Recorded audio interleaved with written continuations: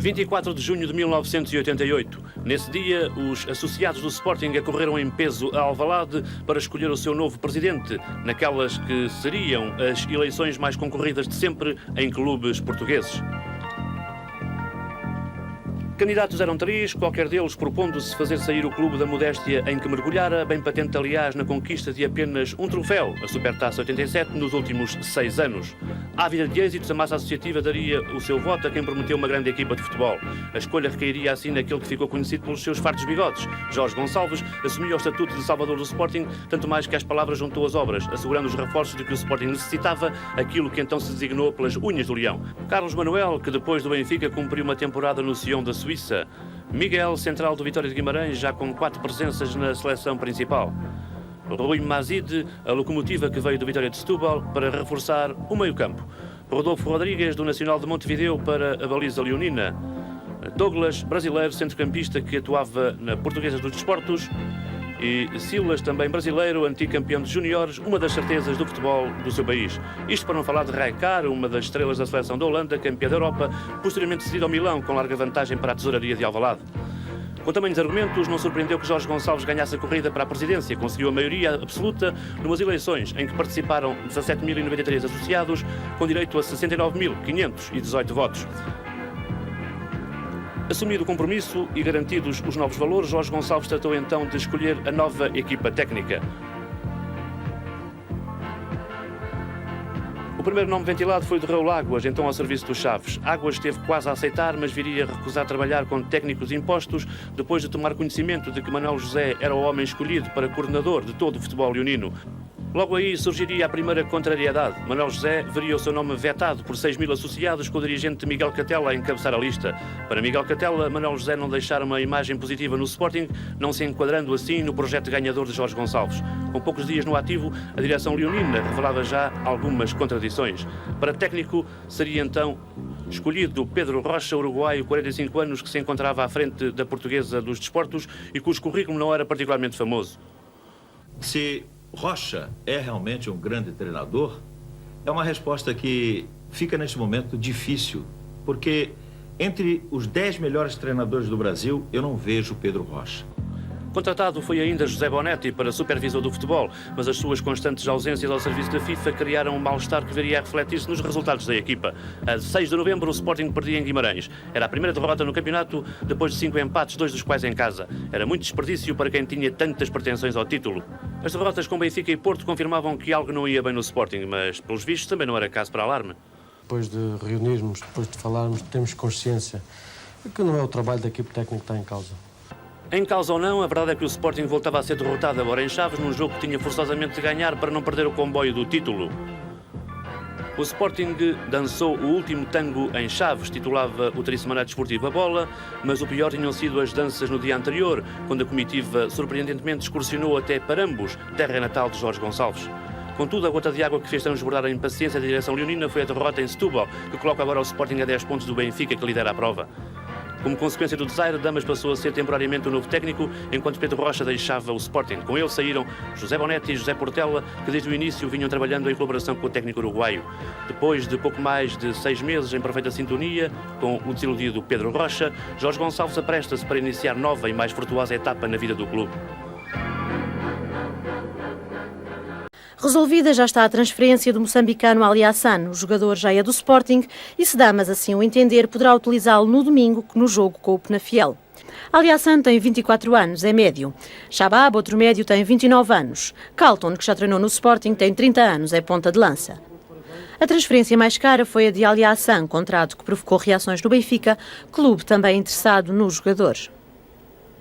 Penso que ganhei a corrida do Ali Hassan, mas de maneira nenhuma tentei inflacionar qualquer contrato, porque eu não sabia o valor do contrato que o Benfica iria propor ao Grupo Desportivo do Maputo. Os 3 jogadores que vieram do Desportivo do Maputo são do Sporting durante 4 épocas. Foram hoje inscritos na Federação Portuguesa de Futebol.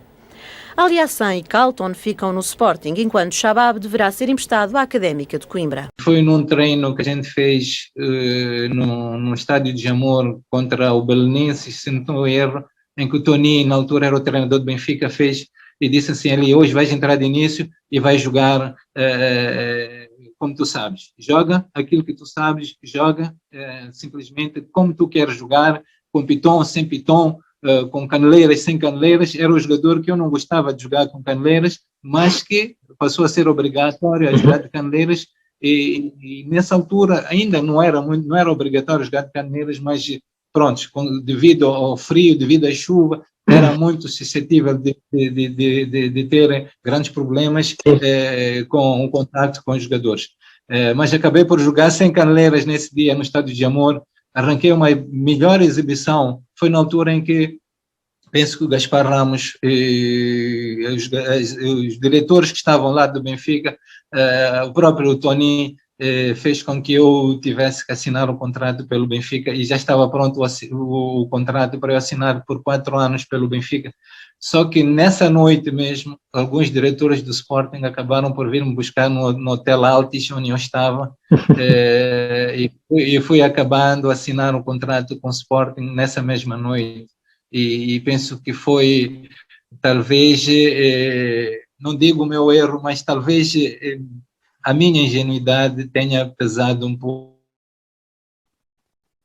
Mas também não era eu, era mandado, era um jogador que vinha com mentalidade de só querer jogar, não pensar em outras coisas. Jogar no Sporting, jogar no Benfica, para mim era igual, apesar de eu ser desde a infância ser sportinguista, mas foi o que foi juntar o útil ao agradável, e penso que acabei por assinar pelo Sporting. E aquilo que aconteceu com o Benfica, eu só posso pedir desculpas ao Benfica, porque talvez a minha ingenuidade tenha pesado bastante nesta decisão. Aquilo que o Sporting devia aos jogadores em termos de prémio de jogos, dentro dessa parte foi pago aí à volta de 60%, 70%. Será que há-se para perguntar, com a crise que vai no Sporting, onde é que foi buscar esse dinheiro? Pois é, público que eu andei fora do país a conseguir financiamentos para o Sporting. Pois a gente, naquele dia em que vem para cá, não traz o dinheiro da mala, o dinheiro depois já há de vir, ou veio, como é o caso vertente.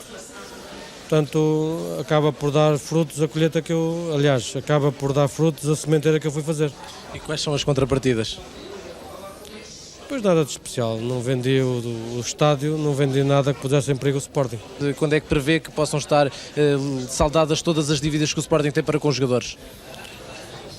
Olha, talvez no prazo de 15 dias eu consiga ter tudo resolvido, se tudo correr bem. Mas infelizmente, em termos de financeiros, é sempre difícil nós previrmos as datas corretas.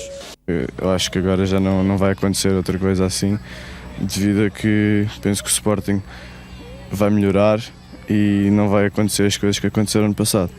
Esta é uma esperança e também uma promessa de Figo para que a situação não se repita. Figo assinou no final da época passada um contrato com o Benfica, vindo posteriormente a renovar com o clube de Alvalade. Mas eu pensei melhor, o que era melhor para mim, e assinei pelo Sporting, porque é o clube onde eu já estou há 5 anos e é onde eu me sinto bem.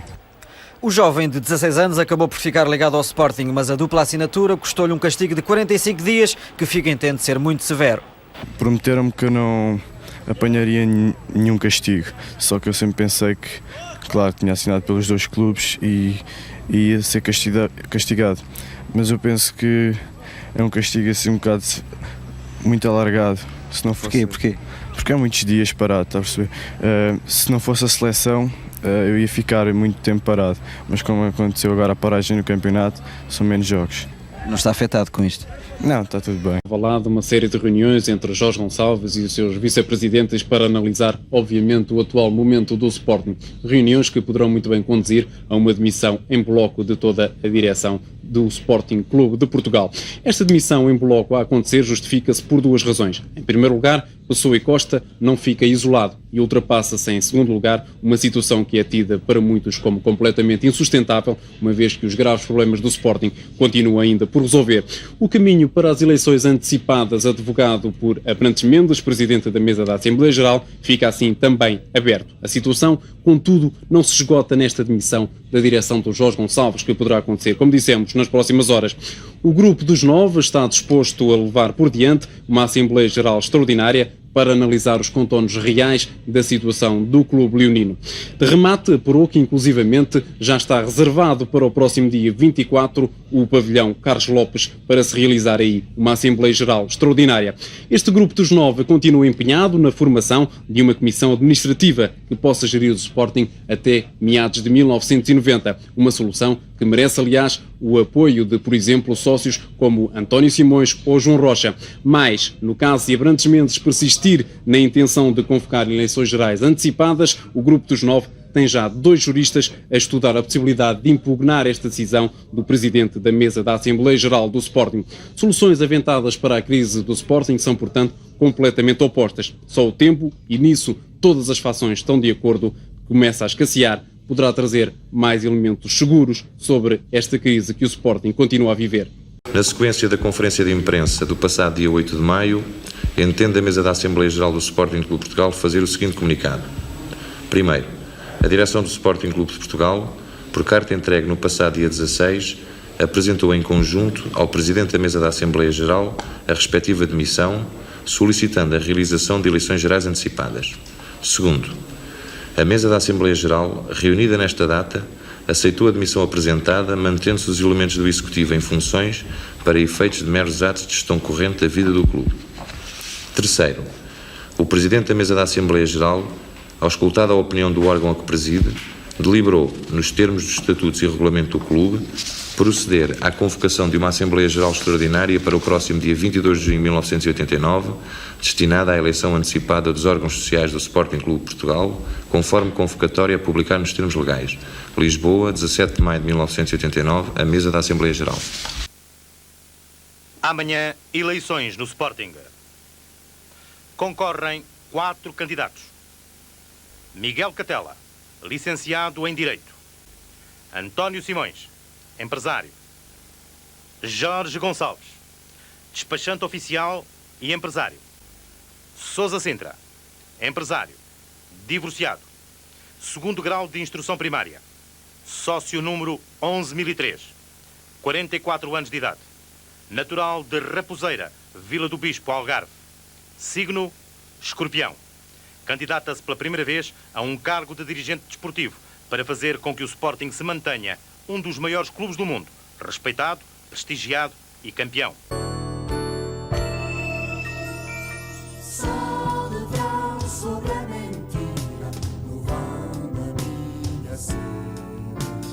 Mostra a mão que põe e tira e o mais que vem à rede.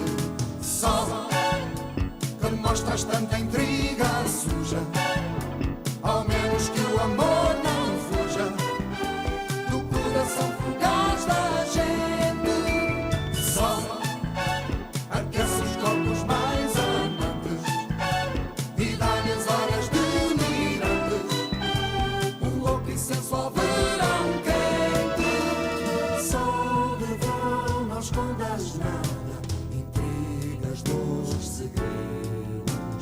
Trago a vida aprisionada na rede dos segredos.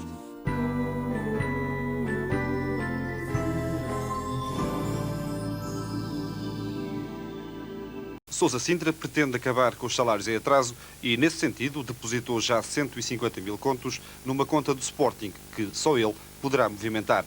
Depois disso, tenciona devolver ao Sporting o prestígio perdido. Eu, como Presidente do Sporting, não permitirei, em caso algum, que o Benfica esteja gozando com o Sporting. Veja, vamos buscar agora 5 miúdos, que são campeões. Isso é uma atitude muito deselegante do Benfica. E esse diferente que o Benfica pode levar ao corte de relações? Bom, não digo cortar relações, mas dar-lhes algum aviso sério. E já se tem que cortar relações por coisas mais pequenas, mas não é esse o meu desejo. Acabo de anunciar ao nosso treinador Eriksson a contratação que acabamos de fazer de Fernando Mendes. Evitámos que o jogador fosse para a Espanha. Ele estava, como se sabe, quase a arrumar para um clube espanhol e, portanto, evitámos à última hora que se perdesse um jogador português em Portugal.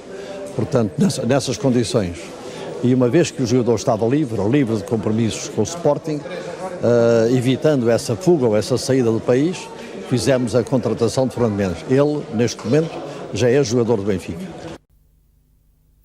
O Sporting quer um diálogo com o Benfica, quer respeitar o Benfica, mas quer ser respeitado. E os senhores do Benfica, de facto, não têm respeitado o Sporting, e o Sporting, de facto, perante esta situação do Benfica, tem de pôr termo a isto e definitivamente.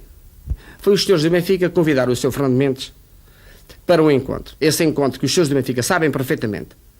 E aí persuadir o Sr. Fernando Mendes a sair do Sporting. Foi a partir desse encontro que o Sr. Fernando Mendes esteve com os dirigentes do Benfica que o Sr. Fernando Mendes vem dizer que não queria ficar no Sporting e que queria sair do Sporting. Agora vem os benfiquistas, o Sr. Gaspar Ramos, que eu não tenho o prazer de conhecer, vem a dizer: nós só contratamos o Sr. Fernando Mendes se não ele ia para o estrangeiro. Ora bem, isto de facto é o que eu disse, eu posso repetir, os benfiquistas devem ter vergonha, vir com essa conversa fiada, conversa simplesmente para tapar os olhos às pessoas que efetivamente não estão sendo de olhos tapados, não é? O que era, isso é o chamada desculpa de mau pagador. O Fernando Mendes, quando pede a rescisão do contrato, já tinha um acordo com o Benfica. É isso, Sr. Sousa Sintra? Presumo que era isso. Claro que eu não estava lá nessa reunião que o Fernando Mendes teve com os senhores dirigentes do Benfica para poder dizer qual foi o teor da conversa. O que posso dizer só depois dessa reunião que houve com o Fernando Mendes do Benfica é que o Fernando Mendes vem a público dizer que não queria ficar no Sporting e queria ir embora. Claro, diz que não tinha contrato com o Benfica, não tinha contrato com o Porto, não tinha contrato absolutamente com ninguém. Mas queria sair. E foi para a Federação, depois daquele pedido de rescisão, que a Federação muito mal aceitou a rescisão, muito mal, porquanto era o único jogador que, enfim, dos jogadores todos que o Sporting devia dinheiro, aquele de facto não devia dinheiro, porque havia um acerto de contas com o carro que isto foi da outra direção, portanto não tem nada a ver com este assunto, e quem era criador do Fernando Mendes era efetivamente o Sporting. Portanto, a Federação não aceitou absolutamente nada, rescindiu o contrato com o Fernando Mendes de uma maneira absurda e de facto escandalosa.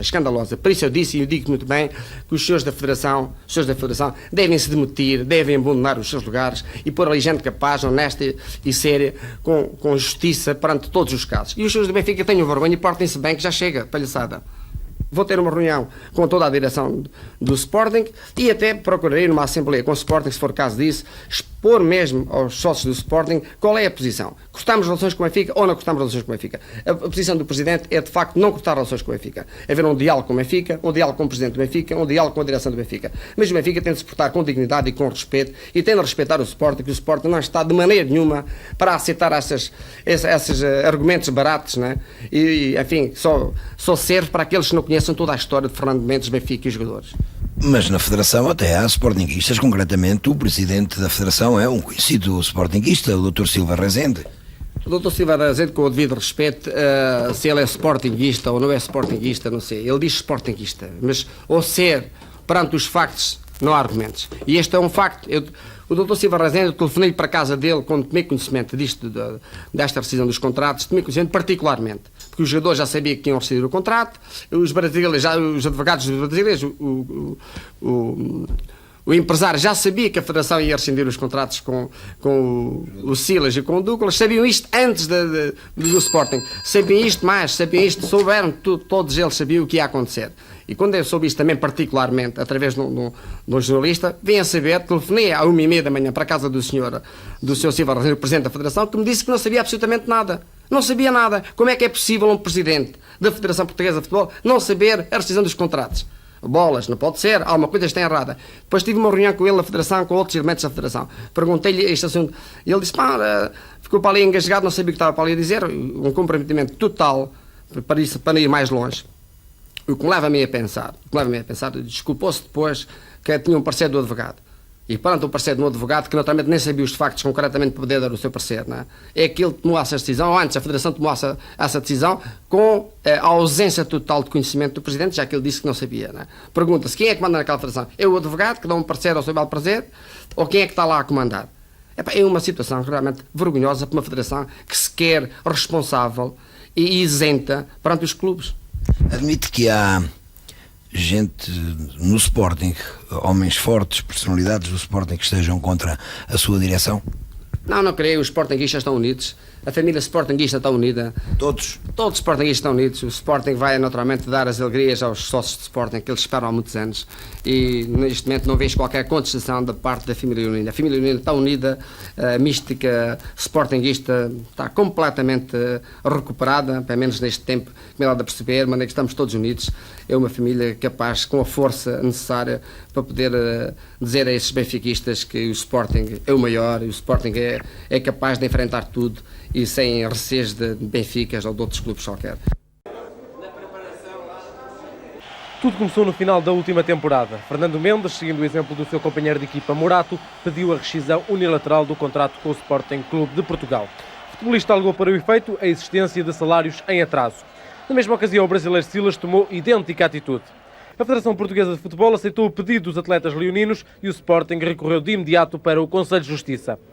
Pouco tempo depois, Fernando Mendes assinava um contrato com o Benfica, um compromisso que ficaria congelado até à decisão do Conselho de Justiça. Hoje, finalmente, terminou o folhetim. O Conselho de Justiça disse não ao recurso do Sporting. Fernando Mendes é agora de facto o jogador do Benfica. Silas, se por acaso voltar ao Sporting, terá de fazer novo contrato, agora com o estatuto de estrangeiro. Eu assinei para o Benfica, a partir daí não tem nada a ver com as coisas que se passam entre os dois clubes, é evidente. As pessoas é que têm que se entender e não eu, não é? O Conselho de Disciplina apreciou um novo processo disciplinar em que era arguido o Presidente do Sporting Clube de Portugal, Sr. Sousa Sintra. E depois de ponderado esse processo, depois de apreciado o processo anterior, o Conselho de Disciplina fazendo um cúmulo das penas, da pena aplicada no primeiro processo e da pena que coube ao segundo processo, fez um cúmulo e aplicou uma pena única de 60 dias de suspensão ao Sr. Sousa Sintra, que obviamente engloba, como se compreende, quer um processo disciplinar, quer outro. Pelos vistos, vão ter que me dar muito mais castigos, porque eu não vou, de maneira nenhuma, alterar a minha conduta. Vou continuar a ser aquilo que sou, frontal, aquilo que tiver que dizer que digo, e não fico intimidado para este tipo de castigos. O Tribunal Constitucional confirmou a sentença que condena o Sporting ao pagamento de indenizações a 2 ex-jogadores leoninos. 100 mil contos a Ricardo Rocha e 30 mil a Fernando Mendes, atualmente ao serviço do Boa Vista. Isto é dinheiro foi dinheiro do meu trabalho, né? Eu estive lá 8 meses sem receber e é dinheiro que me deve, né? Pronto, e estava à espera disto. Não esperava que demorasse tanto tempo, mas... Perdeu a esperança de perder o dinheiro? Diga? Perdeu a esperança de receber este dinheiro? Não, se eu tive motivo de justa causa para sair, né? Também, se me deram essa justa causa, também tinham que me dar razão neste caso agora, né? Foi o que aconteceu. O caso de Fernando Mendes remonta ao tempo em que se transferiu para o Benfica. Carlos Queiroz e os seus mais diretos colaboradores, professores Nelo Vingada e Rui Caçador, foram contactados pela direção do Sporting para dirigir a equipa principal de futebol. Daí que o seu futuro à frente das seleções mais jovens é encarado com alguma reserva. É uma posição que neste momento ainda tenho que afirmar com alguma reserva, porque, como sabe, estão em causa instituições que merecem de todos nós o máximo respeito, isto que tanto o Sporting como a Federação Portuguesa de Futebol são 2 instituições que merecem de todos nós a máxima atenção e respeito, e por isso mesmo a minha posição relativamente a uma questão como essa é de alguma descrição e reserva para que ela possa ser tratada com dignidade e nos seus devidos lugares e com as devidas pessoas. Mas já houve contactos? Sim, o Sporting parece ter tornado pública essa ideia e, portanto, eu limito-me a confirmar que houve a manifestação dessa vontade, mas tudo o que existe para além disso é de um período de grande reflexão e reserva que importa guardar. Também ainda é cedo o campeonato, ainda faltam muitas jornadas para terminar o campeonato.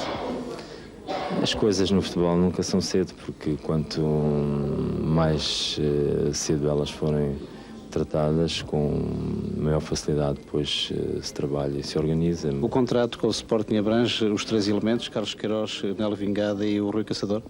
Como eu lhe disse sobre essa matéria, não vou adiantar mais comentários nenhuns. Está posta de lado a hipótese de Carlos Queiroz assumir o comando técnico do Sporting na próxima temporada. O treinador do êxito das seleções jovens portuguesas não escondeu satisfação pelo convite formulado pelo presidente do Sporting, Sousa Sintra, e uma hipotética rescisão do contrato que o liga à Federação até 1994 não se viabilizou numa reunião realizada ontem entre Carlos Queiroz e a direção da Federação Portuguesa de Futebol. Um contexto que as pessoas todas conhecem, eu mostrei disponibilidade para aceitar o convite do Sporting.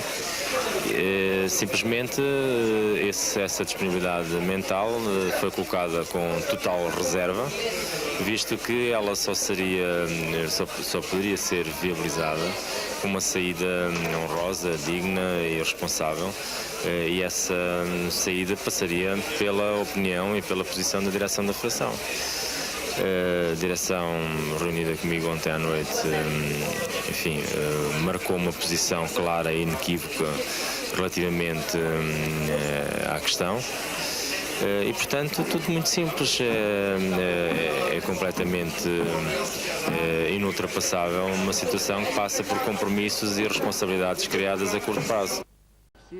Aproveitar o clima de confiança que se vive em Alvalade e antecipar as eleições para os órgãos sociais do Sporting foi o grande objetivo de Sousa Sintra ao pedir hoje a demissão em bloco de toda a direção do clube.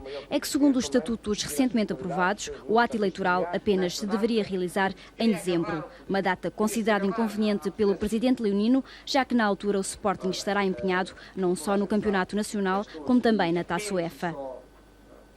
Mas, ao contrário do que se poderia pensar, Sousa Sintra não se demitiu para abandonar Alvalade. Vou-me recandidatar, espero merecer aquilo que sempre recebi dos sócios, a toda a confiança essa que me dá mais estímulo para poder fazer um trabalho com uma direção, que é a atual direção, que naturalmente vai continuar toda, não vejo que haja motivo para mudanças. Eleições no Sporting marcadas até às 18h30 pela fraca afluência de associados, tendo como base de comparação o último ato eleitoral. Dos 35.607 sócios com direito a voto, apenas 3.424 se tinham deslocado a Alvalade, depositando nas urnas 17.815 votos dos 131.800 possíveis. O facto de se apresentar só uma lista a sufrágio, a de Sousa Sintra, é o motivo mais apontado para este fraco interesse manifestado pelos associados do clube. O acordo hoje à tarde rubricado no Estádio da Luz envolve transmissões televisivas não só de jogos nacionais, mas também estrangeiros, publicidade nas camisolas e toda a publicidade estática. Será válido por 3 anos e foi possível através de uma reunião de esforços por parte da RTC e outros parceiros associados. As verbas correspondentes não foram divulgadas, mas trata-se do maior contrato de sempre neste género estabelecido em Portugal. A RTC terá naturalmente que encontrar os meios que a compensem deste esforço financeiro que também é obrigado a fazer para dar ao Benfica o suporte que se tornava indispensável, e o Benfica porque assegura igualmente meios próprios financeiros para poder desenvolver a sua atividade. O aspecto inovador do contrato é justificado com o facto de nele estarem envolvidas várias empresas cujos interesses foram centralizados, mas este tipo de acordos poderá ser também estabelecido com outros clubes. Este é um contrato precursor. Portanto, estamos abertos a fazer este tipo de contrato com outros clubes e estamos prontos a iniciar esse tipo de negociações. Já tentámos com mais alguns clubes avançar com contratos deste tipo. Evidentemente, para um contrato deste tipo, os clubes têm que ter uma dimensão que permita este género de iniciativa. Temos, entretanto, a nível de associadas da RTC, nomeadamente a LPE, já acordos que dizem sobretudo respeito à publicidade estática com vários outros clubes e não apenas com o Benfica. O Sporting Clube de Portugal e a RTP celebraram hoje um acordo válido por 3 anos, referente a transmissões diretas de jogos no estádio José Alvalade. Assim, e até a época de 1995-96, os encontros do Sporting no seu terreno com os clubes grandes do futebol português serão transmitidos em exclusivo pela RTP. Mas não só. O acordo prevê, no total, 4 transmissões diretas de Alvalade, referentes a jogos do Campeonato Nacional. Um contrato que o presidente dos Leões, Sousa Sintra, considerou ser o mais proveitoso para o Sporting. O Sporting tinha naturalmente de assegurar o seu futuro em termos de um contrato que servisse os interesses do Sporting e naturalmente também os interesses da RTP. Quando os contratos são bons para as duas partes, as pessoas ficam satisfeitas. Da minha parte, estou satisfeito de ter feito este contrato com a RTP. É um contrato por 3 anos. Queres explicar um pouco mais detalhadamente o que é que ele vai significar? Significa naturalmente os interesses do Sporting foram devidamente acautelados, a RTP que fica naturalmente com o maior clube português para poder transmitir estes jogos mais importantes, Sporting Benfica, Sporting Porto. Eu acho que foi um contrato interessante para as duas partes. Os detalhes e os pormenores, eu acho que que não tem nada a entrar na praça pública. Apenas posso dizer que estou satisfeito com o contrato que assinei com a RTP. Paulo Futre de regresso ao Sporting. O primeiro passo foi dado hoje. A estrela portuguesa do futebol mundial chegou a um acordo de princípio com o presidente do clube de Alvalade. Há uns anos atrás saí por dinheiro e acho que tenho uma dívida com os sócios do Sporting, né? E é um orgulho regressar ao Alvalade. Neste momento sente o interesse do Benfica e do Futebol Clube Porto? Não, ninguém tentou falar comigo. Futre quer sair do Atlético de Madrid, está cansado do futebol espanhol. O Sporting abre-lhe as portas para o regresso a Portugal. É um ídolo dos sportinguistas, toda a gente sabe que faz parte da mobília, foi criado aqui das escolas do Sporting, saiu do Sporting para o Porto, logo de seguida para o Atlético de Madrid. Agora as coisas estão um pouco diferentes, há alguma turbulência lá no clube e ele quer efetivamente regressar a Portugal e regressar ao seu clube que tem no coração, que é o Sporting.